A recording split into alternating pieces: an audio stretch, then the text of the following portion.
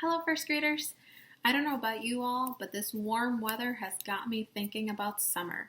And one of my favorite activities to do during the summer is spending time in water, whether it's in a pool or at an ocean, just exploring or imagining places I would like to go. So this week's project is going to be drawing ourselves while we're underwater, whether that's at a pool or wherever you like to go during the summer.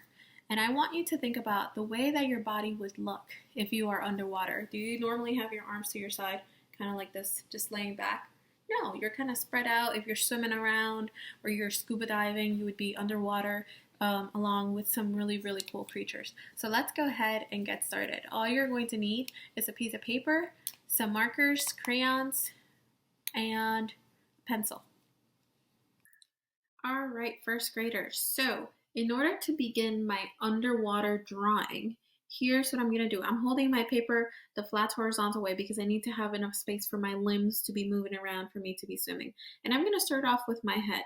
Somewhere around here, I'm gonna do an upside down U, and I'm doing it off to the side because I wanna draw myself across swimming, just like that. Then I'm gonna do a regular side U, kind of like that, and that's my head. Then of course I need to add my neck.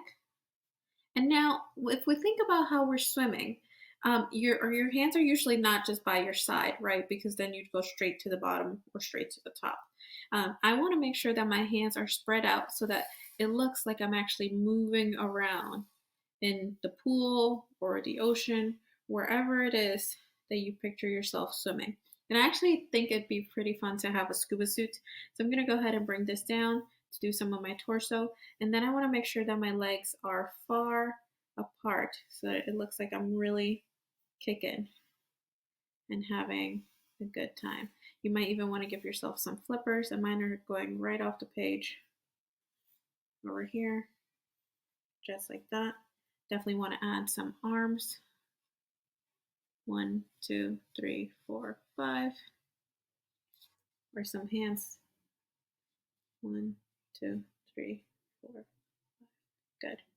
Then I want to add some detail to my face and to my body. So maybe my scuba suit has some really cool polka dots all around. Definitely want to see some of my neck maybe.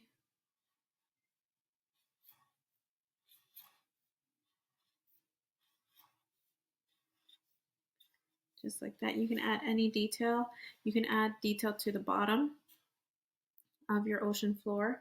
One of my most fun things or favorite things to draw or see about myself when I'm swimming underwater is how wacky my hair goes, because it's not down like it normally is. It's kind of like all over the place. So I'm gonna draw my hair just wild underwater, right? Usually you need some goggles to see underwater. I don't know about you all, but I cannot open up my eyes underwater. And then you definitely need a nose, which is usually covered by, if you're scuba diving, you have your scuba gear kind of coming out so that you can breathe. I like doing really cool designs on my goggles. And then you can think about your ocean floor. What's happening? What's swimming around you? Maybe there's another little fish over here. Maybe you're seeing some really cool sea life under there with you. You can add whatever it is. Maybe there's a hidden treasure, right? Whatever it is that you're seeing, make sure that you think about your background. Maybe there's some really cool coral or algae over here. Maybe there's a crab roaming around the bottom of the ocean floor. And here's what I recommend. I recommend that once you sketch out yourself underwater, if you have crayons and if you have markers, please go ahead and give it a try. Add your crayon to the parts that are not your water. So for example, anything that you draw on the ocean floor and yourself, you want to make sure that you completely cover up with your crayon. Once you've done your crayon, you can go ahead and add some marker to the background. And here's a finished example of what it could look like. So here I fought the weight on all my body and all the details around. And then I went ahead and I colored with my marker all of my background. I took a water cup and a blank or a paintbrush without anything on it, and I put it over my marker, and it actually turns it into watercolor, which is really, really cool.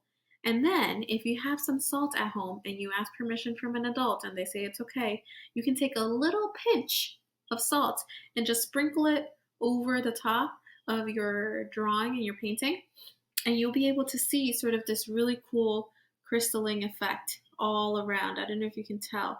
And I actually went over my entire scuba suit with my water and brush, and so it looks like I'm actually really underwater and having the time of my life. I look forward to seeing you all drawing yourself underwater. Make sure you share it on Seesaw.